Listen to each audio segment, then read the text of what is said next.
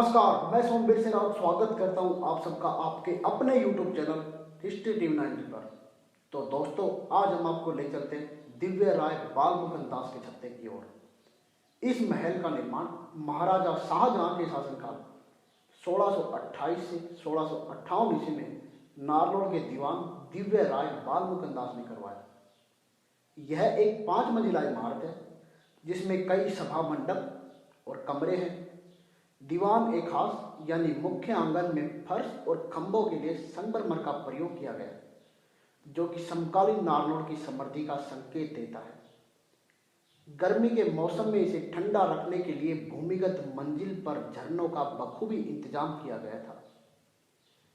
इसके दक्षिणी पूर्व के कोने में एक कुआं है जिससे पानी ऊपरी जलाशय में भरा जाता था। ऊपर की मंजिलों पर पानी की आपूर्ति के लिए फारसी पहिया शैली का उपयोग किया गया था। इमारत के अंदर से पानी की निकासी, फव्वारे की व्यवस्था और भूमिगत मंजिल में प्रकाश और पानी की निकासी आज भी देखी जा सकती है। विशाल पत्थर के खंभे, दरबार हाल और इमारत के विशाल बरामदे, सीढ़ियां और छतरियां इसकी शानदार धरोहर है। पहले इस छत्ते का नाम बाल मुकुंद था, लेकिन बाद में इसका नाम बीरबल रख दिया गया। बताया जाता है कि अकबर के नवरत्नों में से एक बीरबल राजकाज के काम से अक्सर यहाँ आते जाते रहते थे, इसलिए इसका नाम बीरबल का छत्ता पड़ गया। नारनौल को प्रदेश के अन्य शहरों से ज्यादा ऐतिहासिक बनाने में बीरबल के छत्ते का बड़ा योगदान रहा है। इस शहर को बीरबल की नगरी भी कहा जाता है। यह छत्ता शहर की सबसे ऊंची इमारतों में से एक है। इसकी 2 मंजिलें जमीन में और 3 मंजिलें जमीन के ऊपर बनी हुई हैं।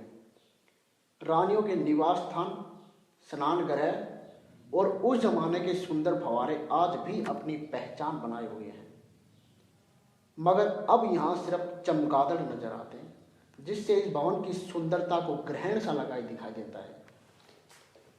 आज आसपास के लोगों की माने तो इस छत्ते के नीचे जमीन में 2 सुरंगें भी बनी हुई हैं, जो इसे दिल्ली तथा जयपुर से जोड़ती है।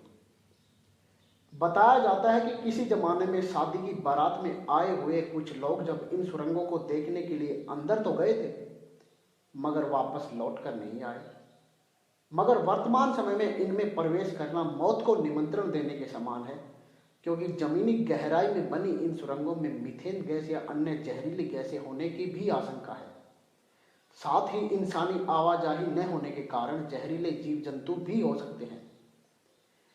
ऐसी सुरंगों का इस्तेमाल राजा या उनके मुख्य दरबारी या फिर उनकी सेना एक स्थान से दूसरे स्थान तक जल्दी जाने या फिर युद्ध जैसी स्थितियों में इनका प्रयोग करती थी। इन सुरंगों में वायु तथा प्रकाश की व्यवस्था के लिए गुप्त झरोखे तथा मसाले जलाए जाते थे। जब हम इनके प्रवेश द्वार तक पहुंचे तो इससे आगे हमने जाना बेहतर नहीं समझा।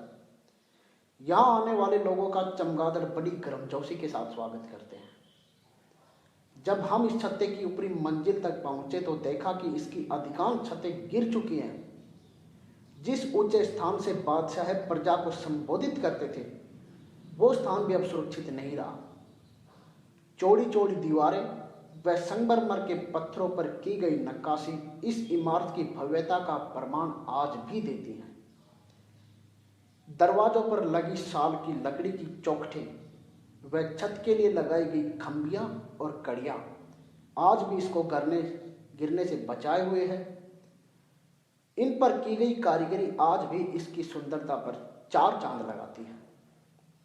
लेकिन समय के साथ साथ यह ऐतिहासिक पहचान खंड में बदलती दिखाई दे रही है।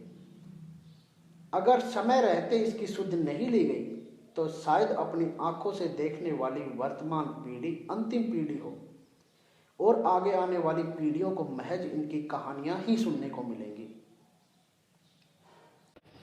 इसी के साथ मैं सोमवीर से विदा चाहता हूँ आपसे। ऐसी ही ऐतिहासिक वीडियो देखने के लिए आप हमारे वीडियो को लाइक करें, कमेंट करें और हमारे चैनल को सब्सक्राइब करना ना भूलें। फिर मिलते हैं एक अगली ही ऐतिहासिक